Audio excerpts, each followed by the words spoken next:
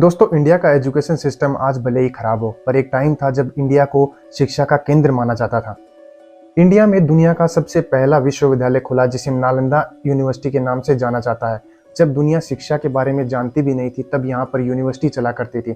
इसी से आप अंदाजा लगा सकते हैं कि हमारी जो टेक्नोलॉजी थी शिक्षा के ऊपर, वो बहुत ही गहरी थी।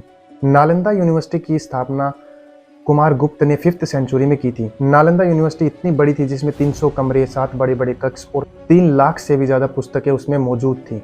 इस विश्वविद्यालय में 10,000 से ज़्यादा विद्यार्थी थे और 2,500 के करीब टीचर थे जो उन्हें पढ़ाया करते थे अलग अलग सब्जेक्ट। नालंदा यूनिवर्सिटी में सिर्फ भारत के ही बच्चे नहीं पढ़ते थे, बल्कि विदेशों से बच्चे आया करते थे, जैसे जापान, कोरिया, तिब्बत, चाइना।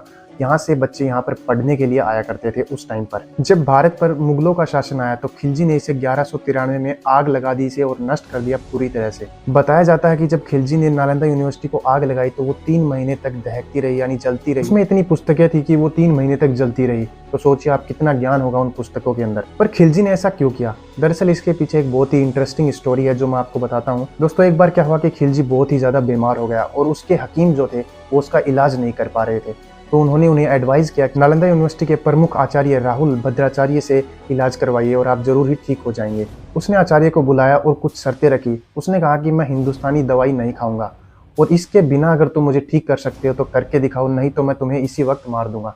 इसके बाद आचार्य जी ने कहा ठीक है, मैं ऐसा ही करूंगा। अगले दिन आचार्य जी कुरान लेकर आए और उन्होंने कहा कि इस पेज से लेकर आप इस पेज तक रोज पढ़िएगा, दिन में 5 बार, और आप ठीक हो जाएंगे। उसे पढ़ने के बाद खिलजी ठीक भी हो गया। पर उसके ठीक होने के बाद भी उसको खुशी नहीं हुई। उसको दुख हुआ कि उनके हकीमों के पास इतनी नॉलेज नहीं है कि वो एक तुच्छ सी बीमारी को ठीक कर सकें। उसके हकीमों से ज़्यादा ज्ञान है भारतीय वैद्यों के पास। इस बात की उसको खुन्नस हुई और उसे गुस्सा आया और इसी गुस्से के कारण उसने नालंदा यूनिवर्सिटी को जला दिया। और खिलजी के ठीक होने की वजह बताई जाती है कि आचार्य जी ने उन पन्नों के ऊपर एक अदृश्य लेप लगा दिया था, जिससे वो थूक के साथ उसके पेट में चला गया और उसी के कारण वो ठीक हो गया। उसने इस एहसान का बदला लिया आचार्य को मारकर और पूरी नालंदा यूनिवर्सिटी को खत्म करके।